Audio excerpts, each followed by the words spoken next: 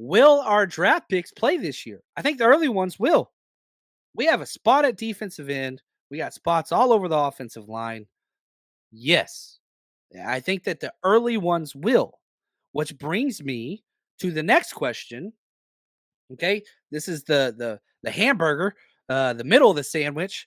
Third to fourth round, right? First, second round, Kyle Shanahan, premium positions of need, can play right away. Third and fourth rounders, these are positions don't matter anymore, right? We've drafted a kicker, we've drafted a third tight end, we've drafted a punter, we draft running backs, we draft whatever in the third round. Positions don't matter, but these are players that can compete with our roster.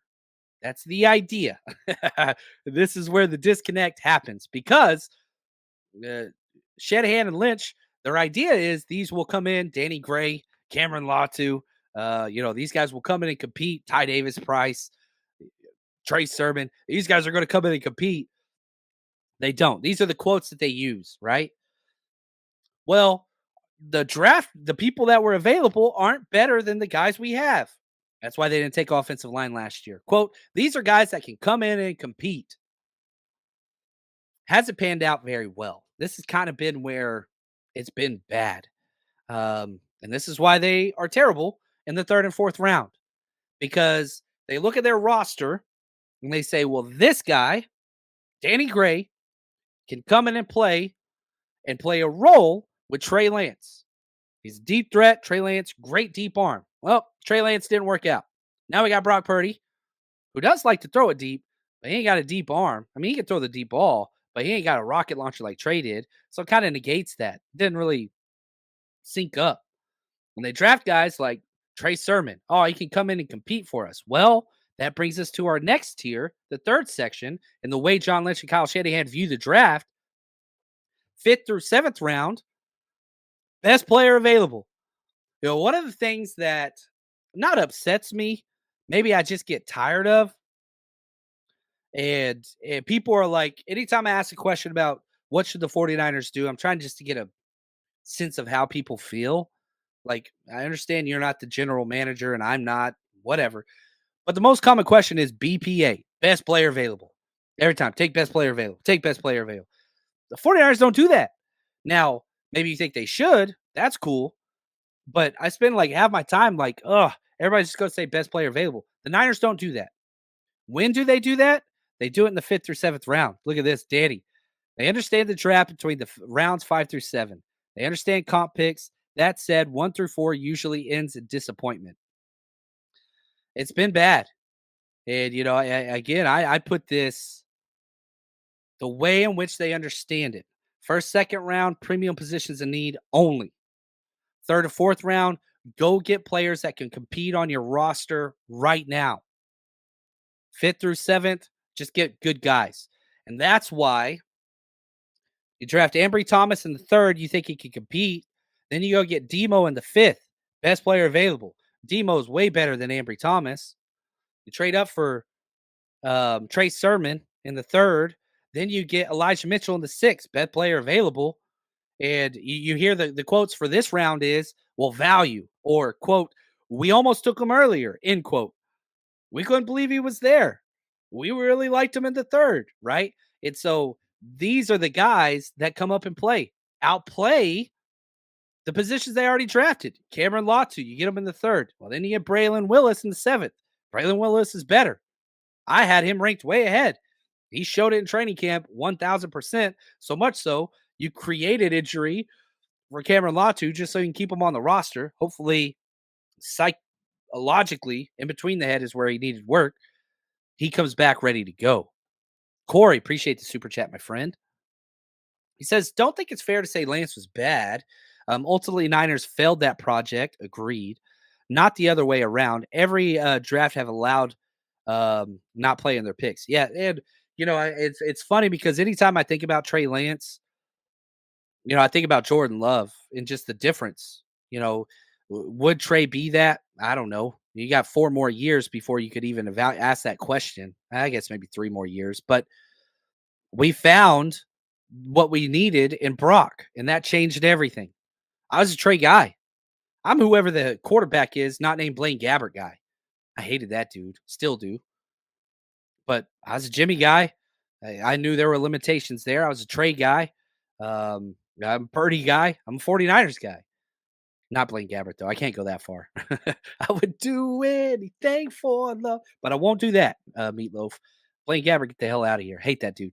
But yeah, again, we'll see.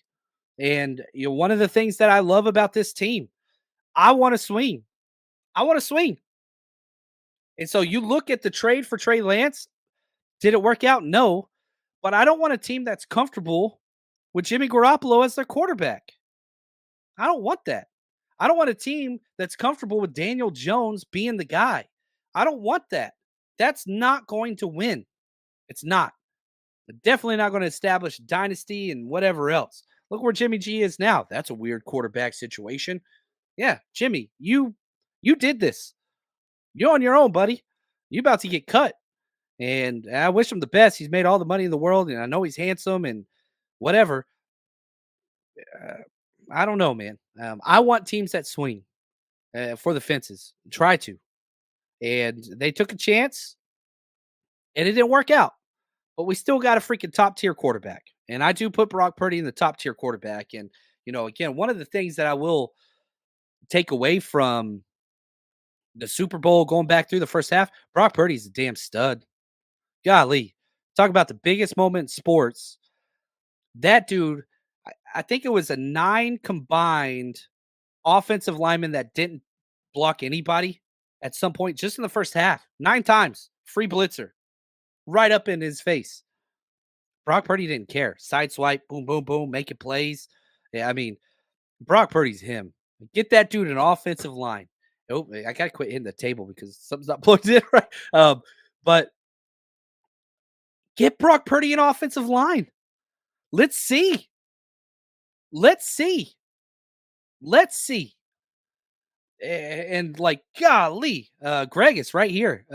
He says, if the line is as bad as you think, how did they make it to the Super Bowl? By having the best skill position players in the NFL? Debo, Kittle, CMC, Ayuk, Juice, Jennings. They got the best skill position players in the NFL. Offensive line ranks, you ain't going to find anything above 20. They're bad. Now, when everything is going well, Feliciano was great. Trent Williams, great. When Aaron Banks was healthy, he was great.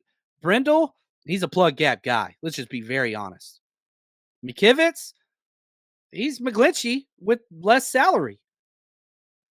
They're the same damn player. One of them's making, I don't know, what freaking 16 million a year. The other one's making like 1 or 2 million a year, right? So like McKivitz is playing at his pay grade. And 5th round pick. That's what you get. And it's not McKivitz's fault. I would love McKivitz to be the swing tackle for this team for 10 years. I would love that. I don't want to be the starting right tackle. Don't. And I sure as hell don't want Brindle being the starting center moving forward. I want him on the team. He's awesome. He knows the calls. He's great. I would love him to be backup guard, center, all that stuff. Those guys cost us. I believe that. I really, really do. And yeah, Kevin, every team has flaws. And the salary cap era, you got to pick. And the 49ers have picked defensive line and linebackers and skill position players. And that works. But I'm just like, man, what if you get a quality offensive line, Christian McCaffrey rushes for 2,000 yards, let Brock Purdy do his thing with time without having to freaking, it's just, that dude's like a matador back there. He's sidestepping all these unblocked. Chris Jones came free like 3 times in the first half. Just whoop, whoop, whoop, whoop, whoop. What if he just had time to throw? Yeah, I don't know. The 49ers Rush Podcast.